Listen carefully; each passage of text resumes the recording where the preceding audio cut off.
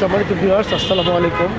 আজকে আপনাদের সাথে একটি বিষয় নিয়ে আলোচনা করব। সেটা হলো, আপনারা দেখতে পাচ্ছেন যে স্থানটি হলো গুলশান 1 গোদারাঘাট। এই গোদারাঘাট আপনারা দেখতে পাচ্ছেন যে এই গোদারাঘাটে অনেক মানুষ, এবং এই যে গোদারাঘাটে অনেকগুলো লঞ্চ এবং আরেকটি লঞ্চ আসতেছে, আপনারা দেখতে পাচ্ছেন।